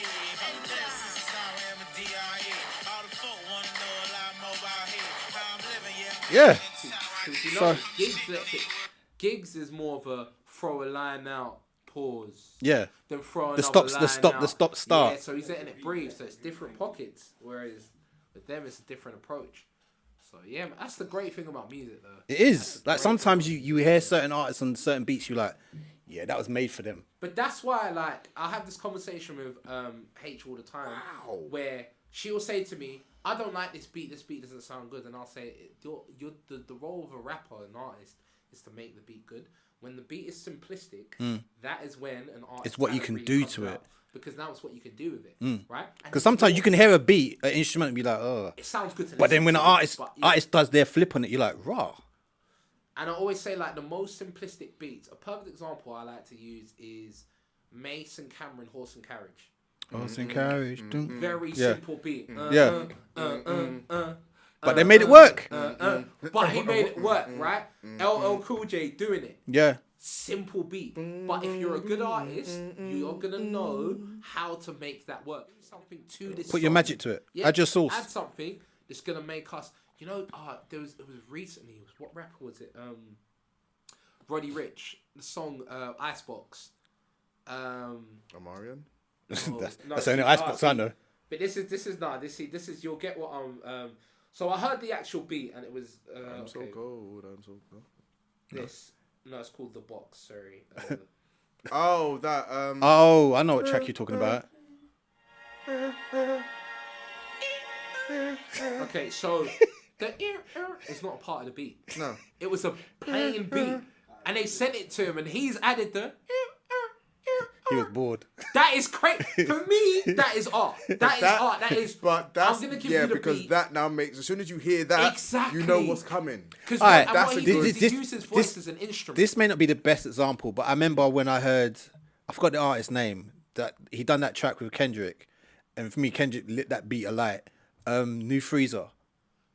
Yeah, perfect. When I heard that, Yeah, down, yeah. down, down, Yeah, yeah. and then when I heard Kendrick just find different pockets in that, I was like, damn. But even Rich the Kid, what he did with it is this is the thing. As an artist, you need to know your limitations. My down in the inner pause. Yeah. Pause. Right, so he did the right thing. Yeah. And it's like the one that Reese likes that always talks about is because a lot of people don't know Kodak Black is capable of doing that. But the song Kodak Black has with Kendrick on Kendrick's Silent Hill. yeah, right. Yeah. And it's Reese's track, and it's because Kodak Black has the ability to use his flow to find the right pocket. I think that's the only time I can tolerate him. But he's got so many songs where he uses his flow in ways where you're like, oh, you're intelligent. Finds the pocket. Yeah, like you might not be the best lyrically. I do love artists That's that, about- that can switch, that can, they're Pocket not pickers. monotone. We like pocket pickers. You know the so pockets. Coast Construct. There's Love a freestyle them. you sent me, right? Love them. Where the guy was like, "What's that cooking?" And then he does the whole finger taste. Him doing that little finger taste thing, is what I mean about adding a little Cadence, individuality. Exactly, Like, I right. love when artists when you can tell that's them, That's them, exactly. rather than you're struggling to think. It sounds like maybe it could be. I'm not And too you know- sure. And as someone that writes as well, you know when an artist puts in a bar there because they're trying to fill out the syllables. But when you watch someone who knows what they're doing, like a Coast Contra, when you watch a Kendrick, and they don't do that. They don't throw away. no fillers. They do no throwaways. No. They would make sure. Okay, I've got a couple syllables that I need to fit in here. Okay, cool. I'm gonna make use of it. Yeah. I'm gonna make That use coast of it. that Coast Contra freestyle where the guy's telling the story is insane. On that beat, the way he did it. it is insane. Yeah. And it's such an excellent example of just how to use your voice, Your platform. words, and storytelling, and doing it all correctly to the point where you don't know if you're paying attention to his actions, to the point that every once in a while when he's rapping, the guys in the back say something and you're like, what? What? Huh? Yeah. Wait, what happened in the story? Huh? For me, Amazing. I think the beauty of them, they brought back the listen. Yeah. Actually, yeah. listen to what we're saying. All four of them sitting down, just rapping. Listen to it. Yeah. It's just rapping, and the they brought the essence of music, subtitles to though. it, It's the and they brought back Yeah. that ability to like, wow, I'm listening. Did he said that? Let me rewind that. Let me rewind. Let me see how Like you said that. and connect they that to brought that. back that, so I love that for that, and that's the beauty of music. Like, that's what music can do to you sometimes, when you can look at it in an art form and be like, this is why I love music. Yeah. And speaking of which, I want to ask everyone, what addiction do you think is the hardest to quit? Could be drugs, could be love, could be These white bit. No, could be sugar. Like, what addiction do you think is? It could be porn. oh, I've not kicked that one yet. Yeah, that's a hard one to. Yeah. Pause. That's a hard one to. You see? And I said it again. I'm gonna go for sugar. I got a sweet tooth, and that it's hard for me to stay off that. Sugar's a good one. Something related to food.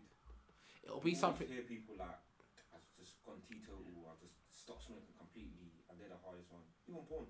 Some people are just like, I realise that it's just not good for me, but Yeah. food, anything related to food, probably the most difficult. Whether it's fatty food, savoury, sugar, I think food is probably the most difficult. And that's the thing about addiction, is that from the outside looking in, whether you're looking at somebody with an addiction and you say, oh, why don't you just, Why gotta don't you just give it up? stop?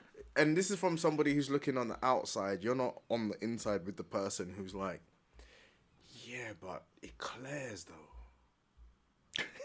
How can I give up Tottenham cake? Like, I've not had. you a want me Tottenham to cake never for have years. a milkshake in my life again? or you may have to chop my leg off. What? Huh? You're like, Doc, you sit there. I've done my walking. The hard part is when you're out and about as well. When you're out and about and you go places, I always think like, because even, of course, so the period where I was vegan and I'll go out and about, Yeah. and you'll be with people. What can you do? Was you that kind of person? Have you got the vegan option, please? Yeah, I was, and it used to annoy people. It used to annoy people. Everyone was pissed off. Like, it used to annoy people. Like, I remember one time we went to a Moroccan place. All looking at the ingredients. I went to a Moroccan place on Edgware Road, and I said, yeah, vegan option. I've chicken. It's not meat. I've chicken. And then they've given me something, right, with like a salad cream. I said to them, "This has got milk in it." They said, "Oh yeah, it does." Oh my god, you can't win. Like, you can't win. But you know what it is? It's another thing as well, is because food is a social thing. Yeah. So it's what brings people together. So it's one of those things where it's like, if you're going out for a meal, you can't choose to be the person that doesn't order something on the table or does the whole, I want to diet, because you're going to split the bill anyway. Don't come out there, doesn't it? Yeah, it's either you don't come out or you, do you know what I'm saying? Why you come out for, bruv? But your non-dairy ass ain't none home. That's the difficult thing. I'll say another addiction as well. I think spending money, you know. I think spending money. And it sounds crazy, right? But when I look at, so for example, I can go to a shop, right? And I guarantee you our parents were like this, right? I guarantee some of us are like this. We go to a shop and we know what we want to get. We know what we want to get. And you end up picking more stuff. All of a sudden, there's a whole cart full. Yeah. How did this happen? Gabs, that happened to me. I went to the shop to get, I think it was like, just some veg. Mm-hmm. End up walking the whole of the aisles. My little thing was full. And anyone that's been shopping with me knows I check every aisle. Don't rush me when I'm shopping. Don't rush. Don't rush. Because you know what? I hate to be the guy that leaves and says, "Oh, I could have got. I needed that." And so I'll go through every aisle. By the time I'm done, I want to spend £10 and I end up spending 40 something. Yeah, that's happened to me. But how is this happening? Do not, and I repeat to anyone, do not do food shopping on an empty stomach. Yeah. Or a high stomach. Yeah. You agree? Yeah. Do you guys have Costco cards? No. That's listen, when you go to Costco, if you get a Costco card, It's over. That when you go in there, you know what you're getting. Costco is like... What, just walk around like that, yeah? Just Costco. I've been to Costco. Costco is anytime That's I've bulk gone to buy Costco, right there. It's an experience. Not just because it's so massive and there's so much and the savings are beautiful. But see them little side mission things where you're just walking through and then suddenly someone is like, "Oh, do you want to try this peri-peri chicken?" And the thing with Costco, is... Of course I want to try the peri-peri chicken. The portion is cheaper, but you're still buying... Bulk. More. In bulk, so Yeah. you will spend a lot. Another thing. It will last longer, and the money you spend... And that's the logic you tell yourself as you're giving your card over. You're like, yeah. It makes sense. crazy I'm thing- gonna need it. I'm gonna have to come back for 2 weeks. The crazy thing is when you got siblings as well, family members, right? You'll be in a shop, you'll be like, "Oh, my brother will like this." Oh, I don't live with my brothers, so yeah, they ain't getting ish. It's like when I was younger and I'm even in my uni house, I'll go to the shops and I'll be like, "Oh, Richie likes this. Oh, Andy likes this. Oh, Latrice likes this," and I'll buy it. And it's like, bro, what have I done? Gabs is bulk buying, boy. oh my God, what am I But it's doing? like everyone was like that with each other. Yeah. So it's like, cool, you're in the shops, innit? Like, or you might be in the shops, call your boy, "Yo, have you got this? Have you got milk? Have you got..." Alright, cool, you know I'm in the shops now, do you need anything? I'm gonna text you. Oh my God. Yeah, I don't like. I used to do that all the time. Just at the shops. You want anything? Yeah, Like, you see what? the text message. Sorry, I've just left the shop. Sorry, my bad. Sorry, I've just seen this. I left the shop. That's the text message. The text... Yeah, I've been that broke. Oh, yeah, sorry, I didn't see the message. Sorry. My phone cut out. That's the text message that clears your whole bank account. that text message right there. Like, No, I'll just say send me the money, innit? Rags. You want all of this, yeah? Send me my Whenever I peas. call someone and I'm like, oh, do you want anything? And they say it over the phone, I know it's not going to be much. Like, Oh, yeah. If they say, no, But when they I'll say, text you. No, you know what? I'll text you what? I'll text you that list. Yeah. And you get that list come through and it's like, okay, cool. I hate you. I should have shut my mouth. But that's what I mean when I say addicted to spending money. Because it's like, there should be a switch in our brain that says, listen, stop. I've through error and mistakes, I've learnt to use this switch much better now. I don't have it. I can go to a shop in my head, one thing, bam. Remember how I said... Sometimes I'll pick up other things and be like, do I really need this? Nah. And sometimes I'll get to the where I need to pay, and I'll be like, don't need it. Nah. Bro, the other day, I think, this is like... This is why shopping is scary, right? I think I was in Iceland, and I was going to pick up a specific thing. Yeah. And I was in and out. That was literally it. It was what was I gonna get? I was gonna go get some water, and I was gonna go and get some frozen frozen sea bass, right? And I was in and out. Then I'm going to the frozen section, and I see, hold on a minute, McCoy's chips. What the hell would that taste like? McCoy's? Why McCoy's made chips? And it's the flavour of McCoy. What the and so I buy it. And you eat, oh, this is crap. Why did I waste my money? But I've just spent... Yeah, I know what you mean. I know what you mean. 'Cause your brain is just like, I wonder what it tastes like. I wonder what it's going to taste like. Oh, right? wow.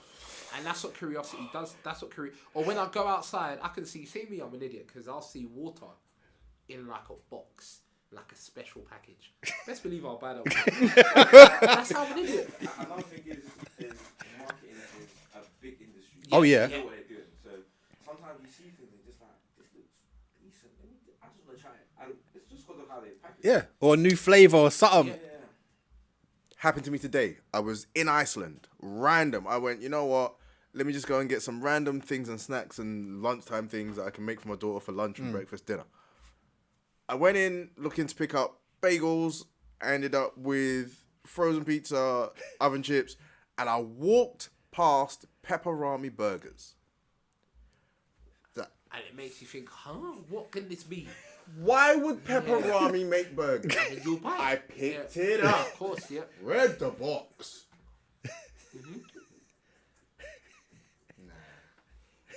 I had already, because even at that point, I had a basket at this point. Remember, I only went in there for 2 things. 2-3 things at the most. I had a basket. So by the time I look at pepperami burgers, I went, nah. But I'm aware you're about, though. I may be back. I'm coming back for y'all. I'll be back. No, I know. Oh, you had a topic. What do you miss? What do you miss about something that we used to have, or something that we used to do that you wish was still about today? Damn. Like, I miss phone boxes. Why? They smell like piss now. Now. But you see, when phone boxes were phone boxes. Yeah, but I miss knowing numbers, phone numbers. Could I tell you any? People don't know phone numbers then. No. Do you know what I mean? Little thing like that. Like, personally, I wish, but I know it'd just be a very violent place. I wish they brought back Trocadero. See what you see? Do you see the first thing he said? And I prefaced this before saying it with, it's going to be a violent place. But then even then, when we had it in the 90s, and, you know, we'll talk about stabby 90s. Stabby 90s is rude. But Trocadero was still a cool place to go on a Saturday. Yeah, it was. And you'd see people from all types of, you know, oh, I don't know him. I don't know you. Stabby, juki.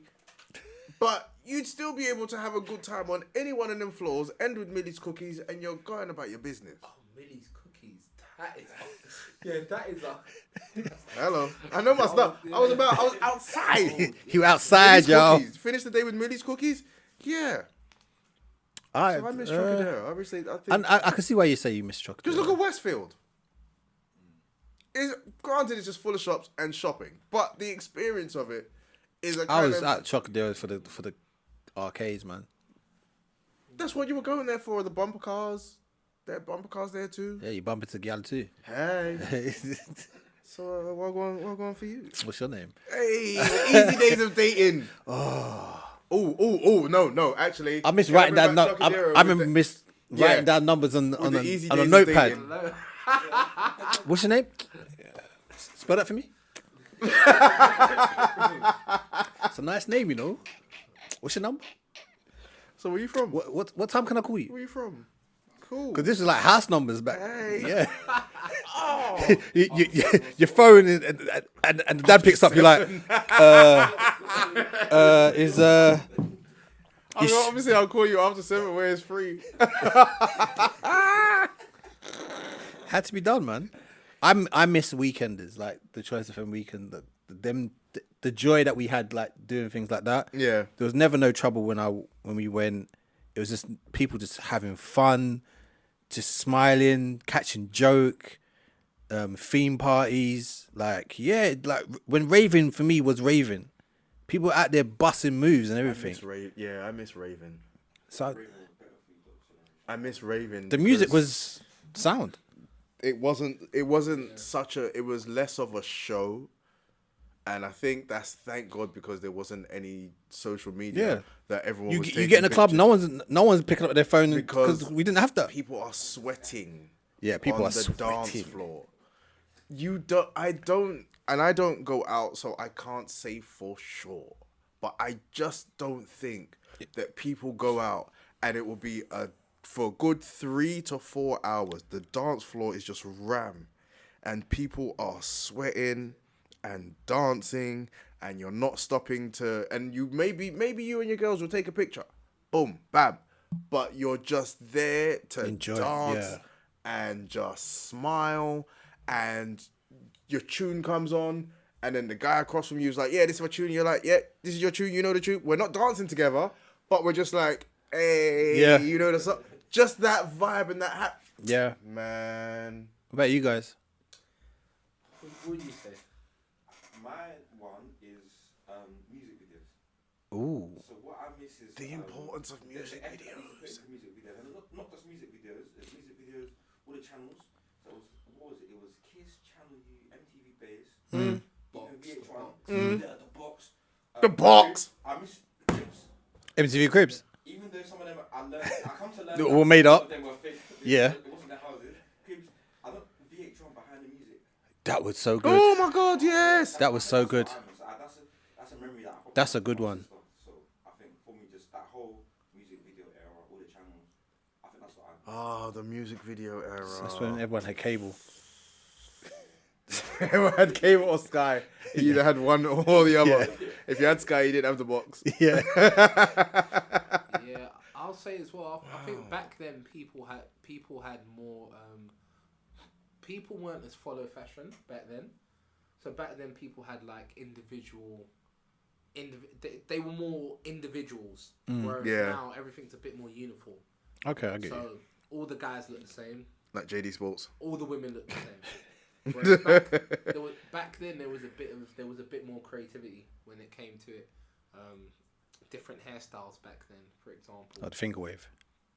Right, I think the girls didn't look exactly the same, whereas now everyone's looking With the eyelashes. pretty much the same. Yeah, same eyelashes, same everything. Light and bright. Everyone, whereas nowadays, back then it wasn't necessarily like that. Everyone had their own style, and having style was a thing back then. Like being yourself Oh yeah. was more. Of a Yeah, thing. the style seems to be So this is dictated that. by the status quo these days, as opposed to just people wanting to be their individual selves. Oh, Yeah, that's what I missed. Yo, you said something about the last hill. Speak up your thing.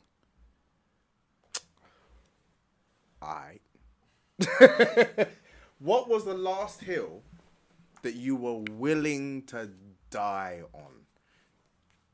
What, like a take? Don't give a fuck what anyone else in the world thinks. Fuck your opinion. dominating like King's Dominion, leaning on niggas like we on motorcycles, popping Williams. Sorry, bust around. It just popped into my head. Hey, yo, number one Roman numeral competing in the execution on shit as usual. I ain't scared of you. Taking all of your paraphernalia. Anyway, that's my word. I've got to still keep doing it. Yeah, what's the hill that you're willing to die on? Like I've realized in the last few days that I finally have somebody who I think I can call my number one best MC ever. Pisses on anyone. You can bring anyone up to this person and I will give you a lyric where he fucks them over. 3 stacks. I will die on this hill. Don't give a fuck. I know who's gonna say. And I've never been able to say that because I love rap music. I love different types. From the lyrical to the stupid to the this is just violence and drug dealing.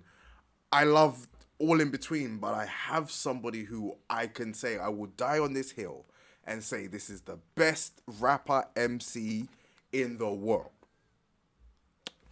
What is your hill that you are willing to die on?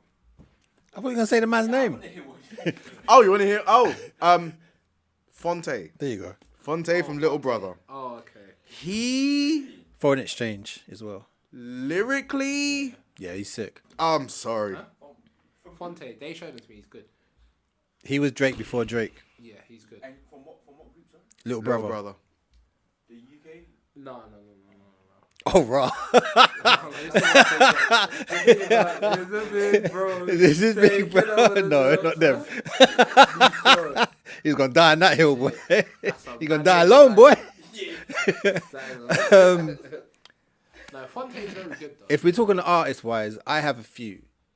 No. It doesn't have to be about music. It could be about anything. It could be about your favorite food. It could be about which Back to the Future you thought was the best. I have a Any few. hill that you I have a think- few hills then. Royce 5'9". I'm not gonna start with music first. I'm gonna start with a film that I think that's underrated. I'm not saying it's the best film ever, but I like it because it was a very low budget, but the idea of the film was great. I call him the B-Tech version of Tom Hardy. The film's called Upgrade. If you haven't seen it, I beg you watch it. Sci-fi film. Is that the one with the guy and he gets the robot voice in his head and he's Yeah. like, you take over? Yeah, It's love that film. Love that film. Nah.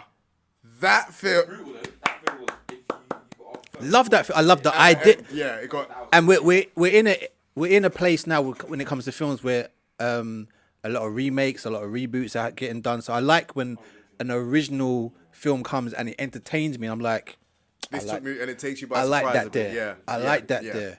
So I would say that. I'll join you on that hill. Just to give, I'll join you just on to that give hill, it props. 'cause that film surprised me, and I just want to just randomly put it on and said, all right, let's see what this Yeah. is. That was a recommendation for me. As well. Uni, my boy was just like, Watch it. Bad boy film. Rappers now.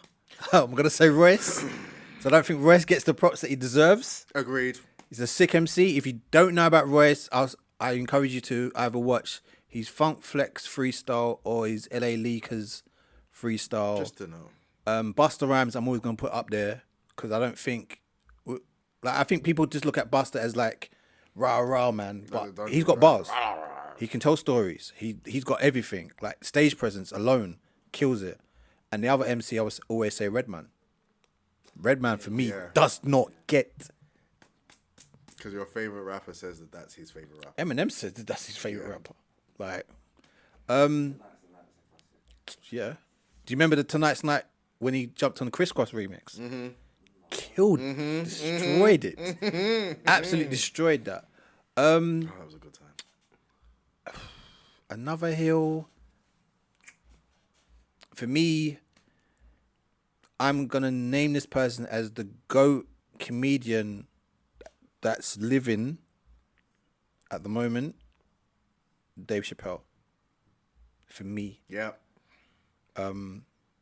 not only is he funny, but he's educational. He's smart. He's intelligent with it. Like sometimes he would tell a story, lead you somewhere, then get back to what he said before, and then join all the dots together, and you're just like, get what he was originally. yeah, the original it's point. amazing the way. Brings And it I've seen back. him live a couple of times. It's amazing, absolutely amazing. So yeah, those are my heroes. With Dave Chappelle, I feel like he's a comedian author. I Yeah. feel like he's educated people. Yeah. Yeah, Then there's a part Yeah. that comes on the end, but he's gonna give you a story and he's gonna give you some knowledge. yeah. And then you think, so yeah, I agree with that Dave Chappelle. Oh, one last hill. Not, I like it because he, and I'm not just saying him as a person, but I like watching when Mo the comedian does the commentary over Homes Under the Hammer. Absolutely hilarious. Absolutely hilarious. It's on YouTube. Go watch them. It's nothing but jokes. When the person said they're in Hackney, he's like, Hackney, yeah. Like he's I didn't hilarious know on he that. did that. He's That would be hilarious on funny as that. well. So yeah, you man, what you got? Gabriel, what here? Oh No. my God, no! Ah, you know what? No, Oh, here- no, it's fine. oh, here it's we go. fine. No, it's Oh, fine. here we Nah, go. you know what? Don't worry about it. Don't worry about it. It's cool. This has been episode. You know I think. We don't want to hear it. Robert Kelly's the greatest R&B singer to ever do.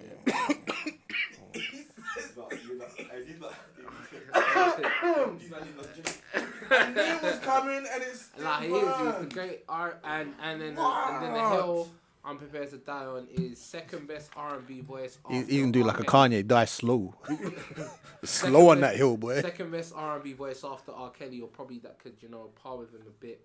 I might be able to match him. Jaheim. And those are the two hills I'm willing to die on. And there's all my hills. You know what I'm saying? Those are my two hills. I don't know anyone that's going voice for voice with Jaheim. I'm just saying. I don't know anyone. If you can name that person, I don't know. D'Angelo, Maxwell, D'Angelo ain't seen. Joe, Dave Hollister, Dave Hollister, Tank, Tank. Tank is not seeing Jaheim. Tank, you know what? his voice is Tank. No I'm shit, speaking to my people that I know. Welcome to the concert. Oh, here that we has go. to up. Here we go. Tank is not Tank is- seeing Jaheim. No, he's not. No, he is not. Music Soul Child can see Jaheim. No, he's not. Yes, he is. No, he's not. No, he's Jaheim not. can't hit the notes We that got a that post Music Soul Child can that's a sing. good post. That's a good post. I got to speak to them. You need to speak to I yourself. gotta That's what speak you need to them. do. I gotta speak to them. Tank can't see Jaheim. No, he can't. Are you sure? No, Tank can't. No, man. Brian McKnight. Tank's good. Brian McKnight's good, but he can't see. I love the way he's good. But He's really dying. No. And the I third respect one it. is Babyface can't sing. ooh, And I'm willing to die on that hill. I don't even think Babyface is a good artist. He's a good songwriter. He's a good artist. see, I kind of like agree with him on that. I've never been a Babyface fan. Babyface isn't Sick, good, like singing But it's wise. a different He's vocal. he's He's a too. good songwriter. He's a different vocal. But even still, I think the songwriter was a bit corny. Well, I wash your clothes. Yeah, but I clean your windows. But there was a period. No, but come on, there was a No, time. no, no, There was a time I'll where give him his- begging R&B. I give him his dues. Last night, Oh I give him his dues. But as a singer, I've never been a Babyface fan when it comes to him singing. And Mr. Q Sweat, but that's another one. Oh, nasal. Yeah, Mr. Q Sweat's the worst one. But he had Cut Close that carried him a bit, so he was okay. Cut Close did. And it's funny because we only really say that after one song, you know. Really. Baby, I know. They didn't really knock out like an album's worth of No, I tunes. think they had an album. No, they had loads of songs. No. That popped. What, Cut Close and Keith Sweat? They had many They had a few. songs. They had a few. They had a lot of songs. Not I don't know about a lot, but they had. it's Not only that when I popped went back at and around listened that to it. time. It's only when I went back and listened. No, but Keith Sweat didn't have many hit songs though. Yes, That's he another- did. No, he didn't. Yes, he did. No, he didn't. Yes, he did. Hit songs. Yes. That are still ringing right now. Yes. Nah, you don't have many timeless songs. You weren't raving in the Like, times. No, but I'm saying right Yeah, now. you're a young buck. Singer stroke rapper. Somebody who can do both excellently. Excellently. See, but you're just see. Here's the thing. You're gonna say Fonte. Say Fonte, Not necessarily. No, that's not what I was thinking of. Even though I would put him up there, yeah, because he kills both. He's won a He's always been Grammy nominated for one for singing, and I've known him as a rapper. But that's not who I was thinking of. My personally, Anderson .Paak. Yeah. Yeah, you've won. Yeah. That guy, Yeah. You've won, as you've won. a singer, Have you heard the snippet of the new tune? no, Him and Knowledge. no, I've Yeah. heard stuff about it. I haven't listened to it. But no. sick. But as a But singer yeah. and a rap, like a rapper who can, he's got But bars. if I have to go back and maybe not necessarily bars. Not gonna lie, I wasn't gonna. I'm not. I know you wouldn't have. thing is- But these guys takes a bit of left of I've- right, so I've never been a fan of. I've never been a fan of Drake like that. I would put even Chris Brown on there because he showed me he can Bryson bar. Tiller's a good singer and rapper. He can rap as well. So I wouldn't say the greatest singer, but It's not right, but if all round you can but throw him I in do there. like some of his stuff that he's bringing out lately. Yeah, I It's kind of like a singy, rappy type of thing. I call it fug R&B. But yeah. Fucking But beat. you're not gonna beat Anderson .Paak though. I think if we're being Yeah, Anderson .Paak's a bit of a cheat code. it's a bit he's a cheap, massive cheat code.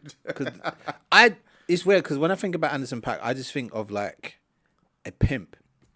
He tells like pimp's tales and like he can sing, but he can rap, and he finds pockets and he gets away with some cheekiness. Yes, But yeah, and I would say boy that. can drum too. Yeah. What was the first Anderson .Paak song I even heard? It was most of y'all can't do shit, but all my bitches could. Suede. Yeah, That's yeah. such a tune. Yeah, that was the first. I still play that. Anderson .Paak song I heard. No, I think the first one I heard was Bubbling. Bubbling was your first? I think so. Right. That was what? No. No, Bubbling was way after. oh. that was after the first album. Come Down or- No, that's a later one. That's from his first album. Are you sure? Yeah. Yeah, that one. That's the first one I heard. I went, wait, this groove. I like this groove, and that made me pay attention. Then I heard Bubbling, and I saw him again, and I went, oh wait. The video for Bubbling is jokes. This is a guy I saw before because I didn't check him out. Have you seen the video? Yes, the badness. Have you heard the remix of Busta? No. Let me just say that. Something to do. I got something to do. Yeah, but no, Lauryn Hill's in that. If we're talking about women, I mean, if we're talking about women, yeah. Nah, I don't want to do that. See, that's disrespectful to Lauryn Hill. See that. Why is that disrespectful? Because we've kind of just put her in a. But I find it hard to talk about Lauren because Lauryn Hill could spar with all of them. yes and no. agreed. No, I say yes and no because the fact that my girl didn't last for long. Yeah, but then. So she didn't give me enough I material. hear that. No, but then Fuji, she put out a couple stuff for Fuji. So as a solo artist, she didn't last for long. No, but Hell no. had one She's had album. 4 albums. As a solo Four? artist, No, total. I'm counting all of them together. When they like two Fuji There were albums. 2 Fuji's albums. and there was one solo album. There were 2 solo albums. Well, you talking about the one with the live? It counts. No, it does No, not. it It does No, not. That's a compilation. It counts. Behave. Of No, what? no, Of New crap. music. No. What? It's Crap. not. It's not old music. It's crap. It counts. It's crap. Another Hill. can't do that. Yeah, it counts as a no. can't do You know why? Because my sister was a foolishly hard Lauryn Hill fan. Even looks like her. And she didn't make me, but she was so into that album that I took the time to listen to it, and I get it.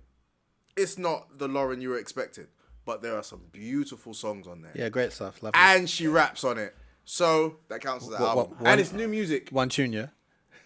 What? No, there's bare tunes. I wouldn't throw that in there. The Yeah. Mystery of Iniquity, Water. I don't normally agree with Gabs, but I'm agreeing with that one.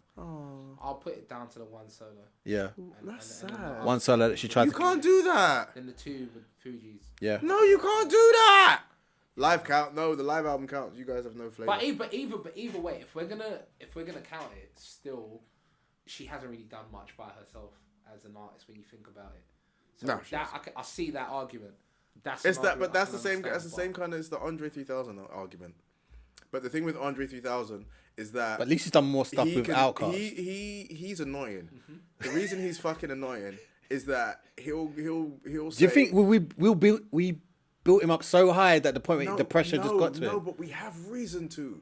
Because if he just did Outkast shit and then stayed just walking the streets playing flute, cool. But that fucking guy, like a grade A moron prick, will fucking come out of nowhere on someone's song who you're like, why kill are a- you on this guy's song? And then he'll absolutely murder it, and then he'll disappear. Like he'll throw smoke, boom, and then he's gone. But that's a bit of a cheat code because literally, like, he can go into the dojo and just come out whenever he wants. And But he's earned the right to do that, though. So it's like, yeah, but then earn the right to do a solo album then. yeah. And if you don't want to, cool, I get it. He's But not gonna then now. stop popping up. Do you know who with- hasn't earned the right to do that? And the world, it's not even the world, the hip hop, the industry gasses him up as if he's earned the right to do that. Who? Jay Electronica. They gas him up. I think lot. no, but people are kind of sick of him now. Yeah. But there was that Because stage he's been where, too mysterious. yeah, there was that stage where they made him seem as if he was the great. He was the next He was your big. rapper's He was the favourite rapper. biggest thing to come out, and he then was, yeah, we he built. was. We was just waiting, and then nothing. Wait,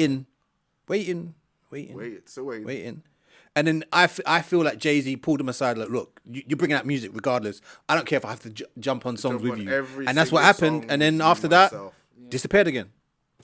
But he's one of those your rapper's favorite rapper. He ain't mine. And it's, in the industry, they built him up to be that guy. Yeah, but I don't think they're building him up anymore. No one's talking about him no more. But yeah, they. Sorry, Jay. Electronica. And Right.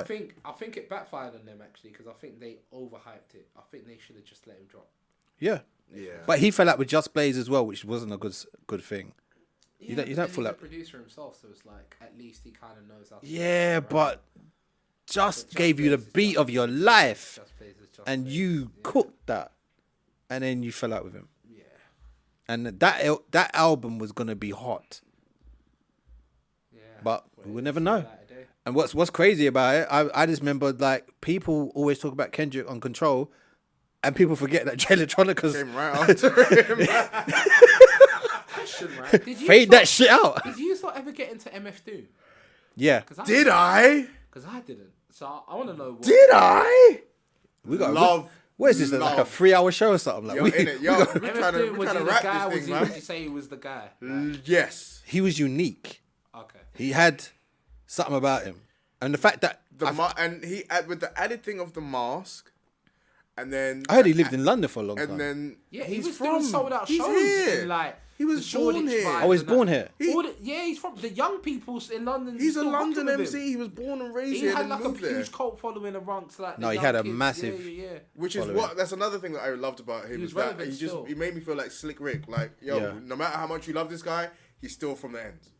And that's what I loved. Besides beside the whole mask thing, the way that he tied his raps and his rhymes to the Doom character in Marvel, and how he used those sound bites as things in his song, his production was so. I love the stuff that off-kilter he done with that like it made sense somehow. Mad Lib, yeah. Mad Villainy. Listen, guys, we're gonna be here forever if I start talking about. Yeah, MF let's Doom. let's wrap this shit up Ladies with and gentlemen, with the old folks, this has been an old folks episode. the Muppet Show, the old men in the Muppet Show. Ladies and gentlemen, it has been an absolute honor having you here. Thank you for listening. We thank you for commenting. We thank you for all the engagement. We appreciate it wholly. Keep it coming. Any questions you have, comments, etc., leave them on. You can get to either of us, me, Mark, Reese, or Kay. We're all on social media. You can find us on Twitter, Instagram, TikTok. Type in Different Strokes Podcast. You can find all of our information. You can find Mark's photography. You can find my books. The House of Jollof. The house that Jollof built. Coming soon. I've pulled my thumb out, people. Yeah. So, guys, check us out on YouTube. Reese's favorite. See my handsome face because I've had a trim. I'm looking good. You've had today here, me, the old man, Mr. O. You've had to my left. Drinks. Behind the camera, it is. Gabriel. And we've also had another special guest. Shout out to our guy, Ayo. Hey, Oga, my man. It's peace from me, love. And remember, as we always like to say, What? that was where one of you said, Oh, you know what? This is- good I night. can't get the Good night, fucking folks. stuff. Glory to God. Good evening. Good night. Good morning. Was it talk and live and walk and cross or something? New cross? What? Yeah, all right, we're done. All right. Yeah, we're done. Peace, everyone. Peace. Always wanted to do that.